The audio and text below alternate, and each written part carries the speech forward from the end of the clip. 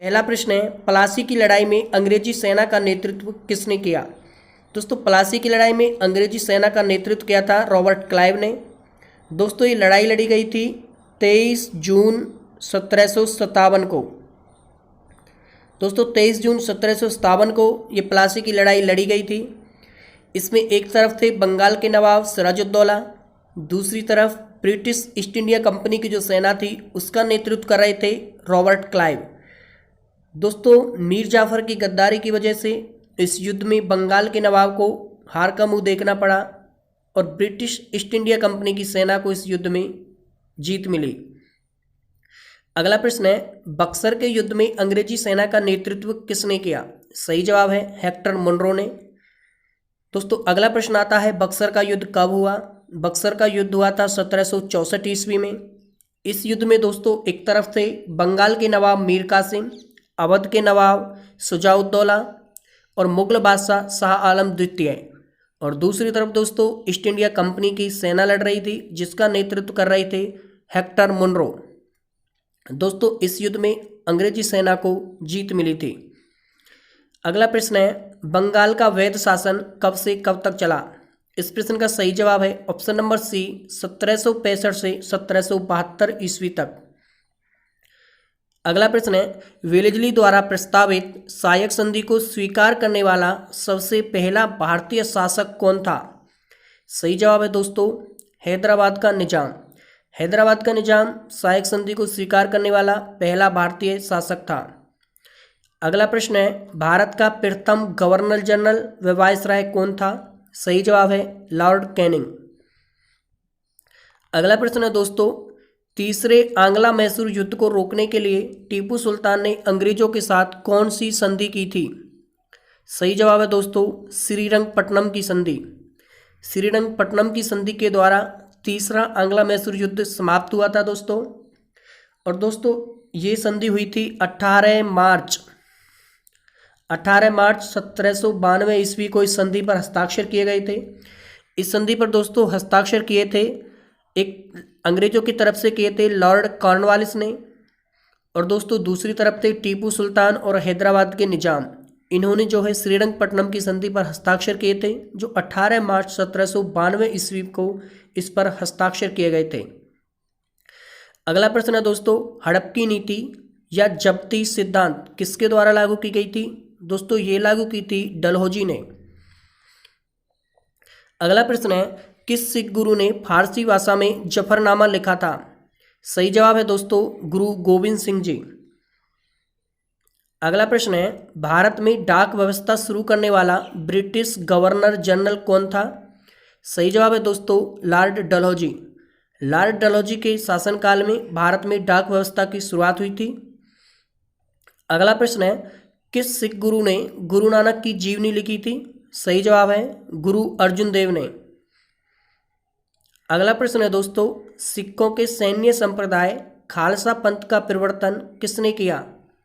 सही जवाब है दोस्तों गुरु गोविंद सिंह जी ने। अगला प्रश्न है, 1757 में सिराजुद्दौला किसके द्वारा पराजित किया गया।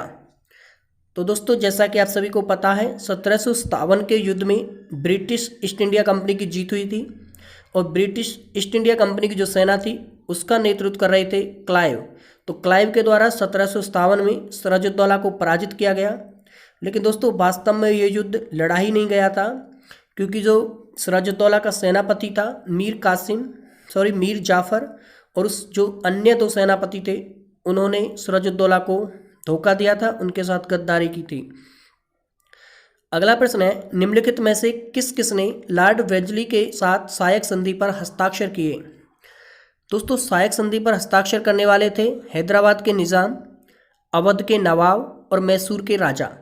इन तीनों ने लॉर्ड वेलेस्ली के साथ सायक संधि पर हस्ताक्षर किए थे। तो इस प्रश्न का सही जवाब है ऑप्शन नंबर डी 1, 2 और 3, यानी हैदराबाद के निजाम, अवध के नवाब और मैसूर के राजा ने सायक संधि पर हस्ताक्षर किए थे। अगला प्रश्न है, निम्नलिखित में से सिख गुरुओं का सही कालक्रम बताइए।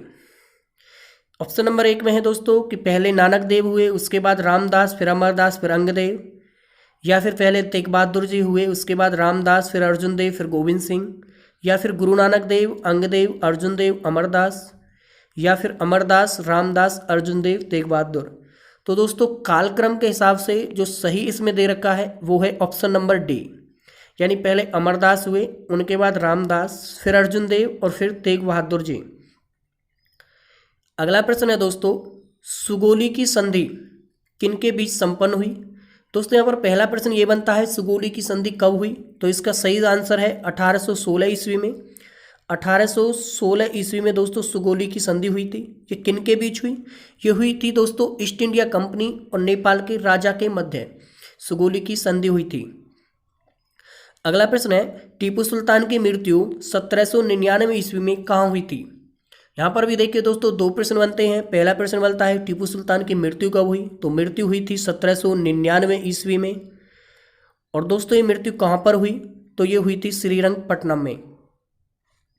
अगला प्रश्न है, हड़प नीति के अंतर्गत कौन से भारतीय राज्य कब्जे गए थे?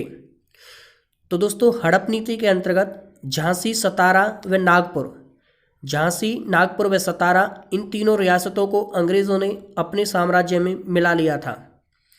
अगला प्रश्न है, ठगी प्रथा के उन्मूलन से संबंध गवर्नर जनरल कौन थे? सही जवाब है बेंटिक, लॉर्ड विलियम बेंटिक, इनका संबंध है ठगी प्रथा के उन्मूलन से। अगला प्रश्न है, बोडियार कहाँ के शासक थे? दोस्तों बोडियार एक घराना था, एक वंश था और ये शासक थे मैसूर के। और दोस्तों अगला प्रश्न ये आपके लिए होमवर्क है, इसका आंसर आपको कमेंट बॉक्स में कमेंट करके बताना है। प्रश्न है, निम्न में से कौन सा संगठन बंगाल का पहला क्रांतिकारी संगठन था? आपके सामने चार ऑप्शन दिए गए हैं, हिंदुस्तान सोशलिस्ट पार्टी, अनुशीलन समिति, इंडिया हाउस या जुगांतर पार्टी। तो दोस्तों इस प्रश्न का जवाब आपको कमेंट बॉक्स में कमेंट करके जरूर बताना है। देखते हैं कितने लोगों का सही जवाब आता है।